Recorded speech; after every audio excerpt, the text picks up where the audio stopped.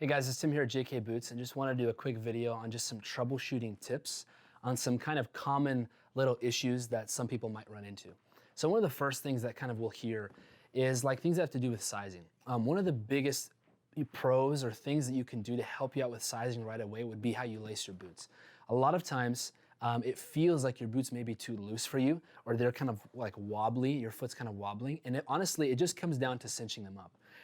Many times people just aren't able to just cinch their boots up across the instep if you're a first-time boot owner or something like that, and so it feels like your boot's loose, but actually, if you just cinch the boots down a little bit more, you'll feel it kind of suck your foot into place.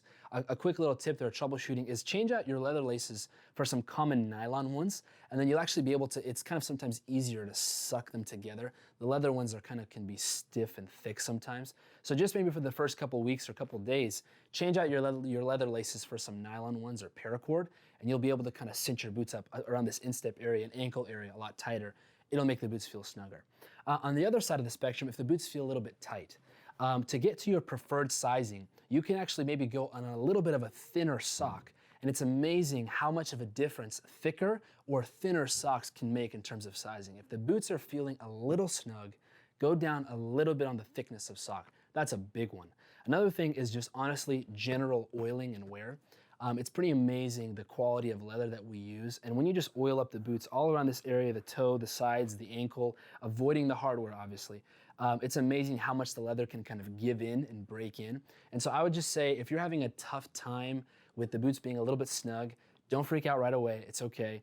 Oil the boots up, I'd say very generously, maybe 2 or 3 times a day for let's say 3 days, and just keep wearing them. Go a little bit thinner on the socks and you'll notice just how quickly they begin to kind of wear in and break in and give in. So that's pretty awesome. The third kind of thing that I hear a lot too is people sometimes get a little bit surprised about the space that is up front. So it's very normal to have a thumb width between your toe and the end of the boot on the inside of the boot. The reason being because as you wear them, the arches will settle and the toes will curl up. And so we want that space there now so that when that does happen, you're not jamming your toe into the end of the boot. And just in general, you want to have a little bit of room between your toe and the end of the boot because it's not normal or healthy for your toes to be right up against the edge. But that's what we consider a wrong fit. Ultimately, we'll do whatever you want, but to get you to your preferred sizing, but those are kind of some of the common tips and things that we see. Some other kind of troubleshooting things is sometimes because maybe someone has a little bit skinnier ankle or calf, the uppers might come a little bit closer than normal. A quick troubleshoot there is just if you request a long tongue guard that goes all the way up to the top, it'll soak up some of that extra room and space and make sure that it doesn't bother you, and it'll give you some more room there to kind of widen that gap. So that's a quick little troubleshooting thing. Another quick thing that we hear a lot too is with the eyelets. Sometimes people will have an issue where the eyelets can be kind of like a rubbing raw in one area and kind of wearing through. Well, a quick easy tip there is actually just to grab a Phillips screwdriver, shove that Phillips screwdriver in the eyelet and twist it to the other side so you can use the other side of the life of the eyelet.